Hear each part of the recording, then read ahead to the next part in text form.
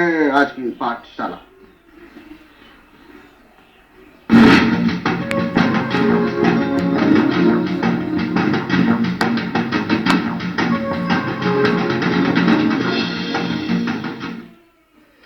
चलिए, हमारे साथ आसिफ आज के अध्यापक नियुक्त किए गए हैं, जो कि आपको एक खास विषय बताएंगे। और आज के विषय पर चर्चा करने से पहले जरा एक सवाल ले लेते हैं। और ये सवाल हमें भेजा गया है दीपाली की तरफ से, जो कि बिजनौर से है। और दीपाली का सवाल ये था कि ये एफसीसीबी के बारे में जानना चाहती हैं।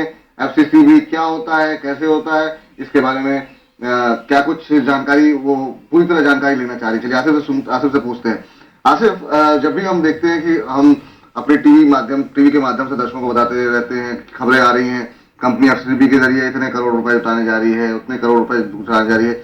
एफसीसीबी का अर्थ क्या होता है, इसकी परिभाषा क्या होती है, उसके बाद आपसे पूछेंगे कि इसका मतलब या फिर इससे निवेशक को कैसे फायदा या नुकसान होता है। पहले तो इसकी परिभाषा बताइए। शुक्रिया विपुल। यहाँ पर पहले नाम का जो फुल फॉर्म है वो बता देते हैं। एफसीसीबी यानी कि फॉरेन करेंसी कन्वर्टेबल बॉन्ड।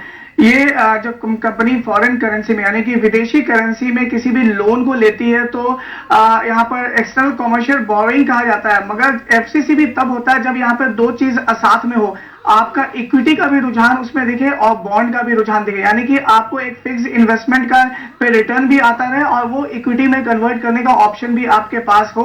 तो ये एफसीसीबी कहलाता है। यानी कि आप जाके बाहर पैसा जुटाते हैं, निवेशक आपके इसमें इन्वेस्ट करते हैं, फॉरेन करेंसी में आपको पैसा देते हैं और यहाँ पर वो आपको पैसा देते हैं, साथ में वो उनको आपको इंटरेस्ट पे करना होता है। साल दर साल जो नियमित पीरियड होता है उसके लिए इंटरेस्ट पे करना होता है। और निवेशक का ऑप्शन है कि वो आपका जो अपना पैसा जो आपकी कंपनी में निवेश किया है। आसिफ, ये दोबारा बताइए कि अगर कोई कंपनी एफसीसीबी के जरिए, मान लीजिए एक उदाहरण के तौर पे एक कंपनी है, वो हजारों करोड़ रुपए उठाना चाह रही है, तो विदेश से कैसे, आप दोबारा इस बात को समझाइए हमें। जी बिल्कुल। यहाँ पर अगर कोई विदेश से पैसा जुटाना चाहती है, एफसीसीबी फ्लोट करती है। एफसीसीबी में जिस तरह से आपको नंबर ऑफ शेयर्स होते हैं, उसे एफसीसी के नंबर ऑफ यूनिट्स फ्लोट किया जाता है। उसके बाद लोग उसमें निवेश करते हैं। एक कन्वर्जन प्राइस रखा जाता है। इंपॉर्टेंट चीज यहाँ पर नोट करना होगा कि आप कौन लोग निवेश करते हैं। जो रेगुलर यहाँ के भारत के इन्वेस्टर हैं वो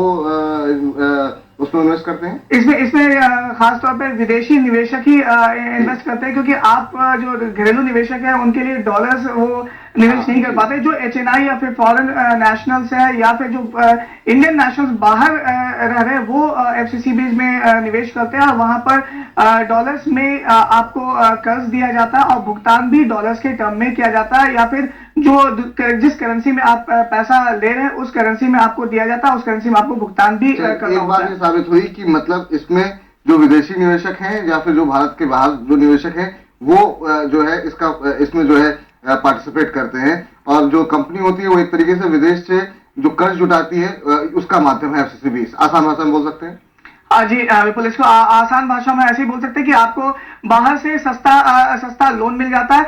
और दूसरी चीज, सबसे इंपॉर्टेंट चीज है कि कंपनी को जब कंपनी का शेयर लगता है कि अच्छा खासा भाव आने वाले टाइम में मिल सकता है, तो कंपनी को एट द एंड मैच्योरिटी के टाइम में आपको पैसा नहीं देना होता, आप शेयर में कन्वर्ट करें। इसका एक एग्जांपल देते हैं। मान लिया कि 100 रुपया कन्वर्जन प्राइस है, आप इक्विटी में 100 रुपया में कन्वर्ट करेंगे, स्टॉक का प्राइस 100 से 110 या 150 हो जाता है, तो निवेशक यहाँ पे अपना मूलधन वापस ना लेने के बजाय इक्विटी में कन्वर्ट करने का ऑप्शन जताता है, जो कि आप कन्वर्ट करके उनको इक्विटी में पेमेंट करते हो। निवेशक का भी फायदा यहाँ पे है, क्योंकि निवेशक को 50 रुपए का एक्स्ट्रा रिटर्न मिल जाता है, वो इक्विटी में कन्वर्ट करके मार्केट में बेच देगा। यहाँ पे कंपनी का फायदा है कि कंपनी के पास से कैश आउटगो मूलधन के तौर पर नहीं गया। हाँ, प्रॉब्लम कब आती है, जब आपका स्टॉक प्राइस कन्वर्जन प्राइस से नीचे आ जाता है। कन्वर्जन प्राइस आपने तय किया था 100 रुपया, वो 50 रुपया 40 रुपया में आ जाता है, तो जो निवेशक है वो बोलते हैं कि मेरा जो मूलधन है वो आप वापस करो, क्योंकि कोई भी निवेशक 50 रुपया में कोई स्टॉक को कन्वर्ट नहीं कराना चाहेगा। 100 रुपए वाले चीज को 50 रुपए में बेचना नहीं चाहेगा, वो नुकसान नहीं ले, वो अपने मूलधन को वापस मांगता है। तब जाके यहाँ पर कंपनियों को प्रॉब्लम आता है, क्योंकि उनको अब मूलधन वापस करना होता है निवेशक को। अभी फिलहाल जो क्राइसिस देखने के लिए मिला था वो इसी वजह से देखने के लिए मिला था, जहां पर कन्वर्जन रेट से नीचे था बहुत से कंपनियों का प्राइस। चलिए, अब इस पर और भी विस्तारपूर्वक चर्चा करेंगे, समय की कमी है। सिमी, आप चलते चलते कोई डिस्क्लोजर देना चाहेंगे, और हमारी जो पेशकश पाठशाला है उसमें आप पहली बार जुड़ी हैं, आप कोई कमेंट करना चाहेंगे पाठशाला पर? देखिए, आपका कोई भी प्रोग्राम के साथ मैं एक वेल विशर हूँ आपके चैनल का, तो अच्छा चले आपका कोई भी प्रोग्राम, ये तो मेरा हमेशा इंटरेस्ट है इसमें। और मार्केट के लिए मैं ये सिर्फ कहना चाहूंगी कि मार्केट में मेरा वेस्टेड इंटरेस्ट है। मैं क्लाइंटों को सर्व करती हूँ और क्लाइंटों के चलते और मैं खुद इन्वेस्ट भी करती हूँ, इसलिए दोनों तरफ से मेरा इंटरेस्ट मार्केट के साथ है। और आज जितने सारे स्टॉक्स में हम लोग बातचीत किए हैं, इसमें शायद मैं रिसेंट पास में मेरे क्लाइंटों को रेकमेंड कर चुकी हूँ, तो उन लोगों के पास हो सकता है।